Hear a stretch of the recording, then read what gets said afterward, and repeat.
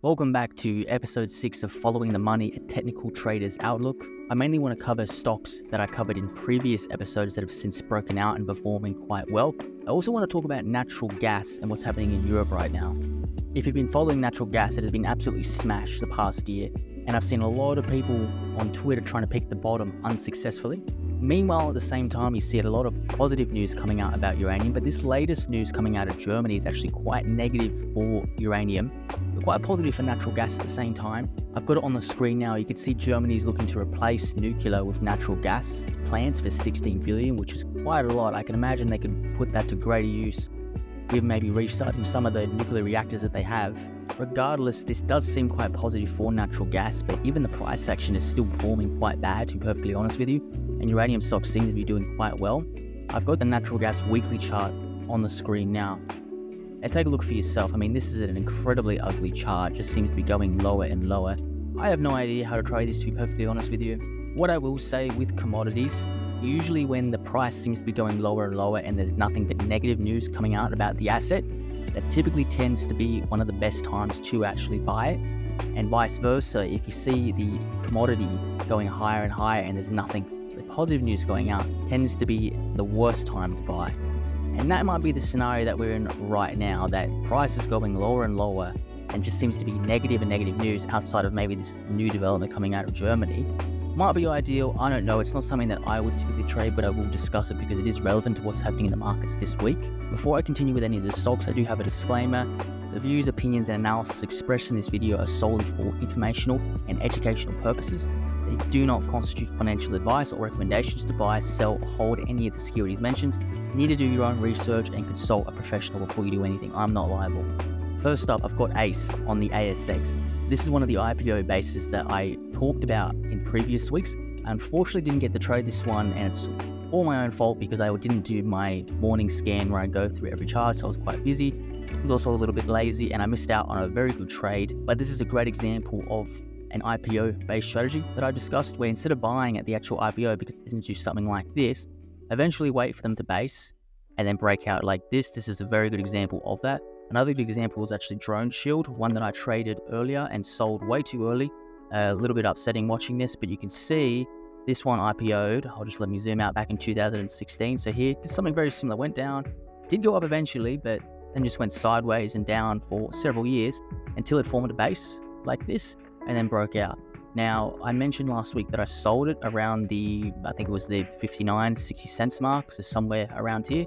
Since then, it's gone up a lot more. I probably should have held on to it or scaled it out of it.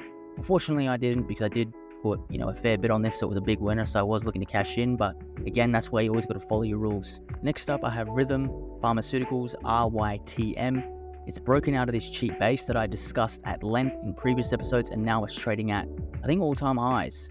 Yeah, all-time highs. People normally tend to be wary of stocks trading in all-time highs, but if it's managed to go through all of this and actually break out, then it does show a lot of strength, this particular stock. So I'll be watching this one going forward. I did wish that I'd maybe bought in here and traded it, but I didn't, mainly because it's a US stock. It is difficult for me to trade them being based in Australia. Next up, I have GLBE. Broken out of this base here, and as this is sitting in a distribution area as well. Typically, as we've seen before, every time price comes to this area, it tends to reject and head back lower, but since then it has managed to close within there on its high. So that is a sign of strength. Perhaps it will break out and continue to go higher this time. Ideally, you bought on the breakout here or at one of the demand areas down here. Again, I didn't, but this is something that I will be watching going forward. Now, home builder stocks, BLD. This one's actually broken out. I discussed last week that it was basing, and this is a classic breakout, waiting for that pullback down here and maybe re-add to it. But it is a high tide flag, so I doubt it still has much steam to go forward. I would like a bigger pullback to its 50-day here before I would really put on a decent sized position. Next up is CLVT. Now this one's very interesting. I have a linear regression channel on the chart that's just loaded up, so it's managed to break out of this and it's formed like a base or a very tight pivot point around here. Any sort of breakout here, I will be looking to potentially trade this one. Ideally, it does break out and then form another base, and that's why I'd probably put on a half decent position.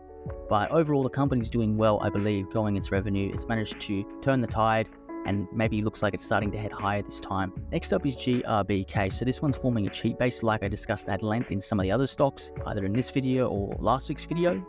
still in play, so you still might be able to trade this one if it aligns with your trading strategy.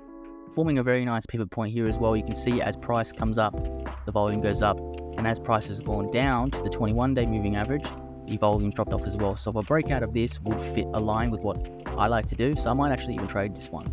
It is difficult though, given it is listed on the New York Stock Exchange. Next up is IOT. I've mentioned this one, I think, every week since I started doing this series, and it's finally broken out and heading up a lot higher. So this one was great to be watching and trading. Next up is ARDX. This is a high tight flag, like I mentioned before, and it has broken out. These are good to trade, I guess. However, because it didn't even really manage to pull back to its 20-day moving average, they don't really have like a lot of legs to keep going higher. Eventually, price does revert back to the mean. So these ones, you really do got to be cautious and be in and out of them. At least that's how I do it. And if I zoom out, again, this was another great base to trade as well. This pivot point here, and then you get another base like here.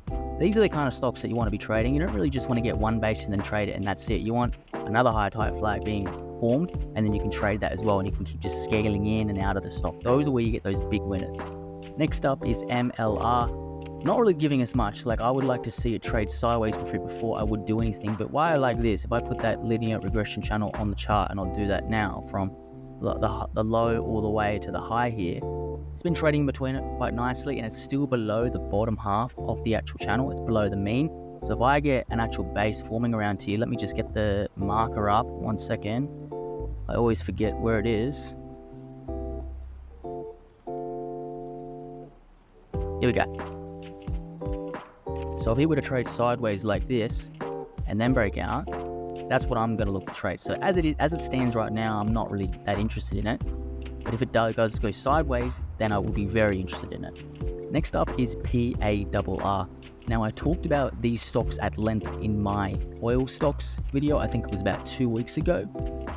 And why I talked about them is, if you looked at the market, one of the top performing sectors was oil producers or oil refiners, and they were effectively leading the market. Now, the market did pull back maybe a little bit, and that's why I always talk about trading the leaders. You want to find what sectors in the overall market are leading the market, and then what stocks within those sectors are leading the market. Those are the ones that I like to trade. And as you can see here, when they break out, they get a lot of support from the market, and they do tend to keep going up, hopefully. Not always, obviously they can reverse, but that's my particular strategy, and I didn't come up with it myself. I've obviously read many books about it, whether it be William O'Neill's and many other people have books on this. But it's something I enjoy to do. It's something that makes sense to me and has worked for me as well. Same as PARR. Now I've got VMC on the chart, and it's pretty much doing the exact same. This is an oil stock, and it's doing the exact same. So being exposed to this sector has worked out well for my particular trading. Next up, I have VNOM. Again, this one is an oil stock, forming a nice base here as well, trading within its linear regression channel, below the mean, I imagine. Yes, it is. So any sort of a pivot point that gets formed here in a breakout, this one might be one that I might actually trade. But that one is Viper Energy. Next up, I have XMTR. This one caught my attention because it is doing quite well from a revenue growth perspective. I go on the annual. Pretty much every year for the past 3 years has done 50% revenue growth. And it is performing a nice base here as well, and I'm not really seeing anyone talk about this particular stock. Any sort of a pivot point that gets formed around here, I probably will look to trade this particular one. And lastly, I want to talk about Bitcoin. This is a great example of what I discussed at length before about finding an asset that you believe is going to do well over the long term, and not so much looking at chart patterns and trading how you would maybe other assets that you don't really care too much about, but just waiting for it to pull back to a key moving average and then looking to accumulate around those levels, because they are really hard to trade. I mean, look at this. This was a base, you could say, and a breakout, but it immediately reverses.